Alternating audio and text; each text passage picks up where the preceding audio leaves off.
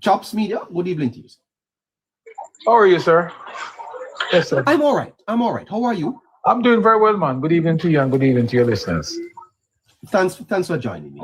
Chops Media, I put it to you and I put it to Jamaica that there are two competing ideology that we are struggling with, even as I've thought about this. You know more than I, Chops Media, the ideological struggle of the 1970s, the post-colonial Jamaica came into independence and was struggling with its identity. And I'm going to put two tensions before you, and I want you to comment on them.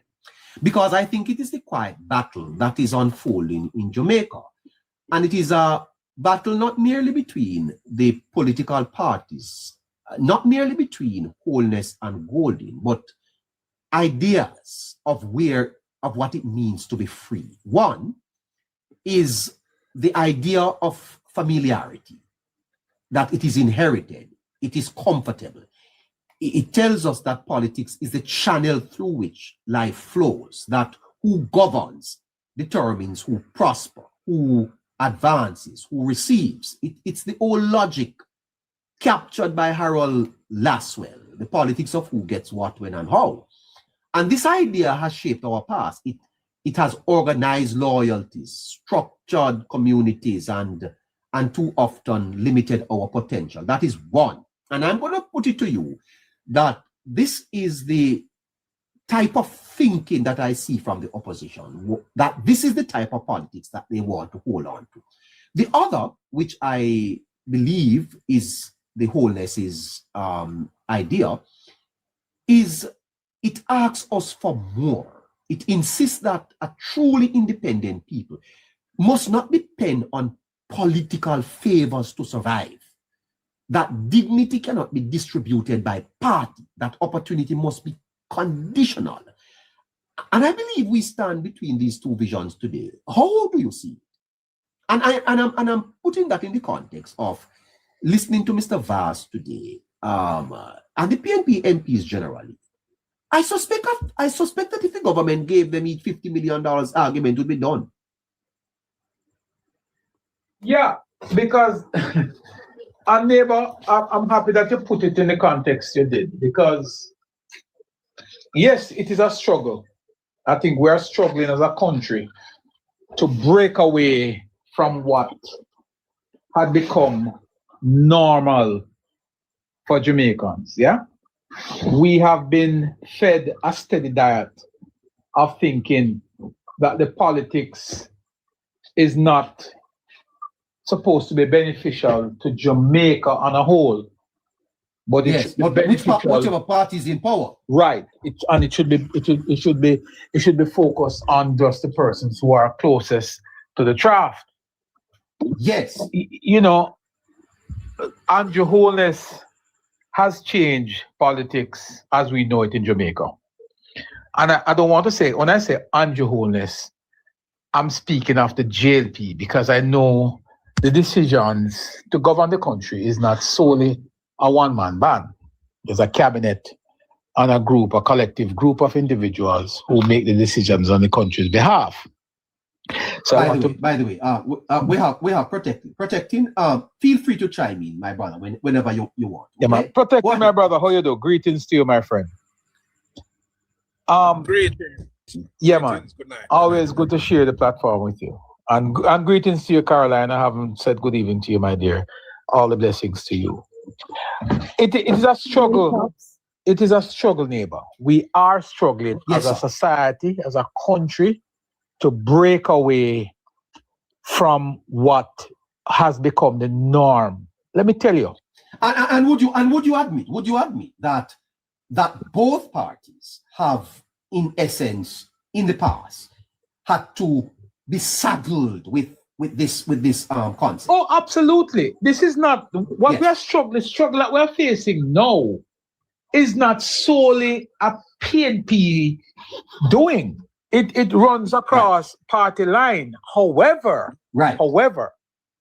the damage, the part of it that has hurt us the most is the fact that we have been under one party leadership for a consistent 18 and a half years. And they practiced it And and institutionalized it. And they brought it into the culture. Thank you. Thank you. Yes. I was about to say to you, they have institutionalized and normalized the practice to the extent that the Auditor General just recently, when she participated in the hearing at Parliament, at the committee, she said that based on what took place at the University Hospital of the West Indies in terms of the utilization of that exemption and other permits, she said this could happen to just about any individual because it has become the norm. So as good, as clean, as decent as a person you are, going into an institution or an organization that is so filled and laced you with bad behavior, about it. You operate in that space without knowing that what you're doing was incorrect. She said it. And I'm saying to you, neighbor, that why we are struggling so hard is because of that particular period in which corruption, mismanagement, nepotism, cronyism has become normalized. That is why we are struggling today to remove the shackles from around our brain. For us to even go into, when we went into the election last year, and the choice was to choose Jamaica, as opposed to, what was the other slogan? Time come. Time come. Time come. When you listen to both, just use the slogans as what could motivate you to vote, and ask yourself the question, okay, time come, explain it to me, versus choose Jamaica, explain it to me. And it would be clear that one of the two political movements going into the election wanted to do things that would help Jamaica. And I say this before I break, neighbor. The two political parties has two distinct understanding of their political agenda. One, Jamaica Labour Party. It is not by mistake. It is deliberate why one is called Jamaica Labour Party, while the other is called the People's National Party. And I'm going to try to see if I can break it down so persons can understand. And it goes in the same context. The Jamaica Labour Party focuses on building a country that will benefit everybody. The People's National Party focuses on building an individual with the hope that said individual will in turn build Jamaica. Now, neighbor, let us break that down a little bit further. If you had $1,000 and you had a group of persons and you wanted to do something with that 100, let's move it to $100,000. You wanted to do something to benefit those persons with $100,000.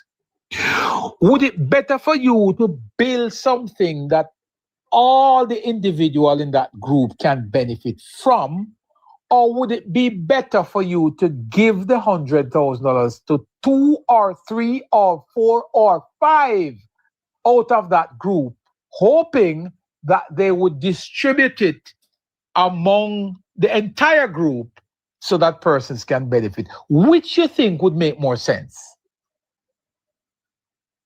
And I put that to the listeners. I put it to everybody. Put it to the listeners. Yes, put it to them. So let put it to everybody. Think about it. But Chops, I wonder if you understand, and I know you do, that what I'm trying to do here in the Chops is to connect what is happening at the university with the PNP's press conference, what they are expecting, and what they are saying, Chops Media. What they are saying Yes. is that what we are exposing here is that the system that we have operated on, Chop, since independence, and I must tell you, it is a system that has held us back. It has held us back, Chops, and we must be liberated from it. We must, as a country, say no to the politics of who gets what, when, and how. And neighbor, yes, if I might chime in here. Yes. Yes. The analogy that Chops just drew has merit, but consider it this way. Jamaica already exists. The PNP believe that it should come, slice it up, and give it away without even inquiring as to who the real true owners are. So literally, it's like a man going to your yard. Your wife cook, she got on her evening job, you come in her evening, and you pass your bridging out a door, somebody coming out there and you plate with some food in there, you don't even know, say a few house go broken and take out the food gear. Now the PNP is not concerned about how you grow the pie. The only concern is about sharing up the pie for a few. So the same thing like what Chap's saying, but just to put it a little bit more squarely at the people's feet. Now, it kind of funny you went all the way back to independence, neighbor, but look at it this way. We have to maintain the honesty right throughout the conversation. Since independence, Jamaica's there's not a widespread across the board situation in Jamaica where we're just giving people things and handing out things. That would not be accurate to put it that way. Since independence, we have had one party, even before independence. Remember, in a neighbor, Norman Manley was always there. He served the colonial government. And maybe I need to repeat it another million times for people to begin to understand. Norman Manley served the British colonial government. Norman Manley never cared about Jamaicans. He was serving colonial house in the governor's mansion. That's where he served. He served the governor. British colonial masters he served. And when the party, that was the idea of Fairclough and Bustamante, when they shared it with him, he wasn't interested. The PNP that was. Because Buster bought into that idea, helped Fairclough to develop the idea, because Buster cared about the people. It has always been about the people for Alexander Bustamante or Alexander Clark. No. Not until Norman saw a way that he could use the people to manipulate the system, because the hold that the British colonial government had on Jamaica, it was fastly and quickly loosening. And he realized that if the colonial masters had to go, then he will no longer have the influence and power that he wielded. So what did he do? He now quickly grabbed on to the idea of the PNP. Because as a lawyer, very bright one too, brilliant, he thought of a way he could use the people now that Buster have let him into the mystery and have gotten the people to like him. How did Buster get the people to like him? He brought messages from the jail house every time Buster was clobbered and locked up, defending the rights of the people. He sent Norman out as his cousin, lawyer / brother. Mix up this all. To go bring a message to the people that he's okay, because the people used to gather to ensure that Buster was okay, or to demand that they release him. And Buster exposed Norman to the people, and the people liked Norman. What did we get out of that? Norman found the perfect way, took the opportunity to warm up to the people and use the people to set in motion what we now have as the PNP. Now, let me help some persons to disabuse their own minds. What we have today as the PNP is no different from what Norman established as the PNP. The People's National Party was always established as a means to an end.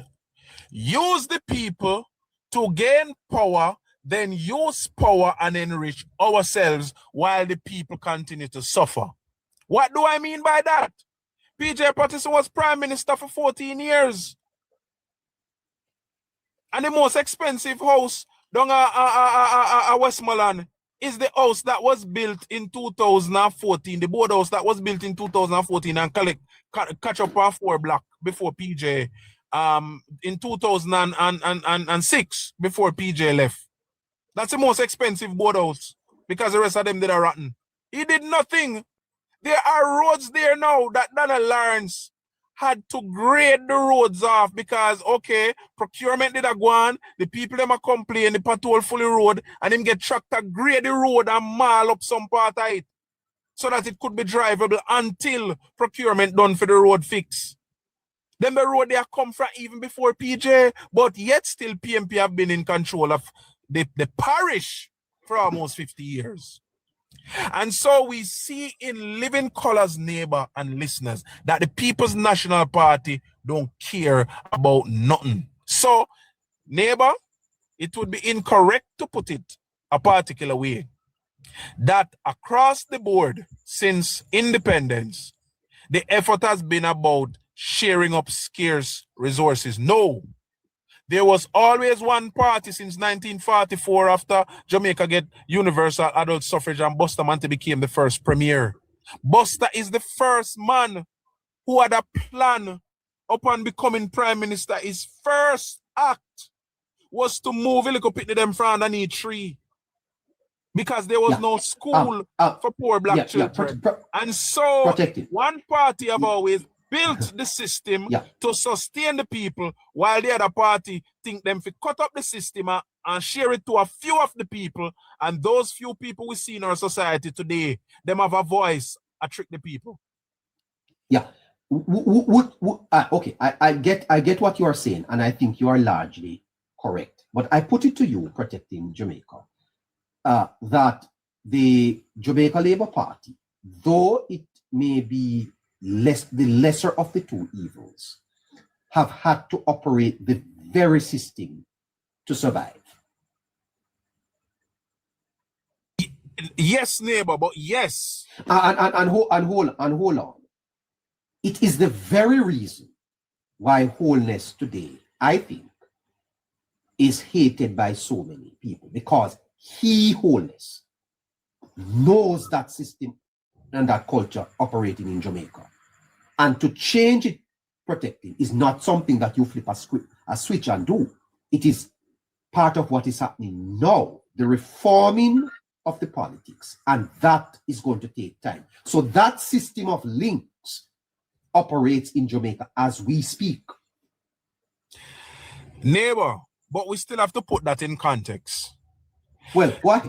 Put it in context. Just as I think it was sometime last week when we had a discussion, and I said to you that what we see happening up by UWE and the Auditor General digging into different government agencies and so on, and public bodies, is the system now working?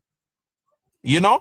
So finding out these things is not really a bad thing, even though it is showing very deep and embedded corruption. What it is saying also in the middle of that is that the system is working. But why is the system working? The system is working because whoever forms government now is allowing the system to work. Now, how do I put this in context to show a contrast between the two still? Though wholeness still operates the system that was designed and operated by the PMP, wholeness is still incrementally changing the very structure of the system. So much so that we can literally be looking into the system to see what's happening. Now, I will admit it didn't start with wholeness, it started with Bruce Golding.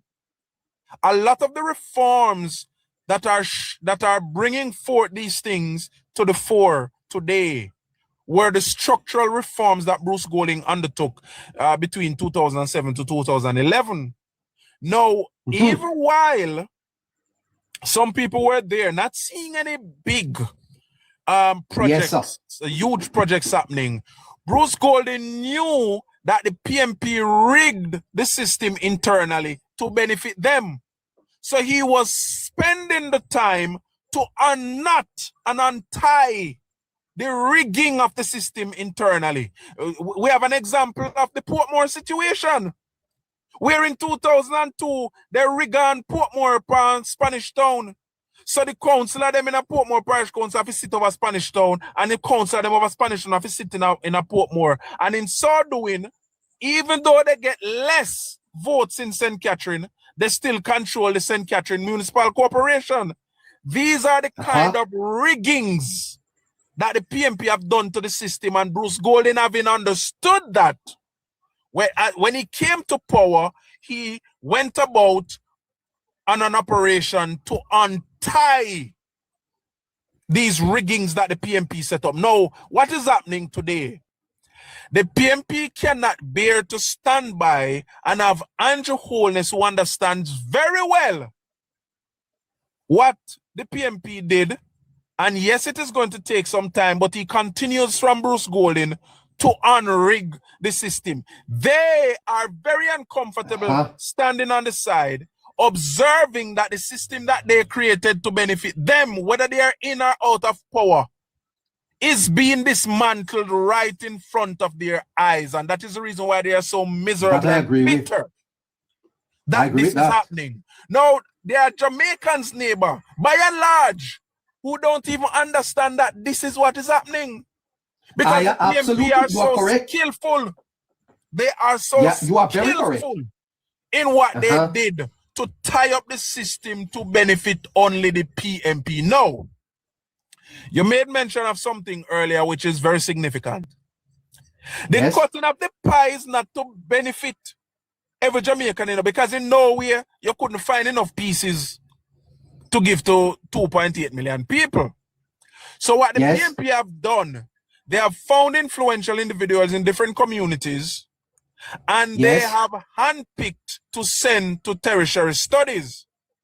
And I have a living example that everybody know today. One of such person was Cliff Hughes.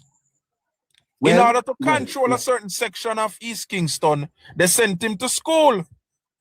And when they send you to school, you can't leave the PMP again for the rest of your life, You become a slave to the People's National Party. And the problem they are having with Cliff Hughes is that under PJ, Cliff Hughes and the PMP fell out of love.